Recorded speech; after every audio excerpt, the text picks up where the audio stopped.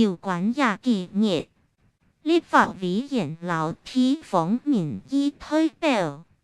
批評政府推動學語無實質作為，廿件事情，學家委員會近不日重新解釋，學家委員會從先前學家基本法修法，到推動學語發展法立法，全部都實忙，運用各項嘅政策工具，老實質嘅措施推動客家語言文化發展，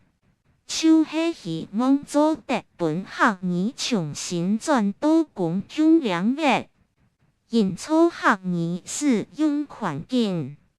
提升客語使用率。學委會強調，行政院第去年111年5月12提出國家語言整體發展方案，按算為第5年就投入超過新台幣300億元，希望共同提升台灣多元文化嘅發展，邁進一步保障人民使用國家語言學語嘅權利，提升學語社群法律，促進學語在公共領域嘅表現。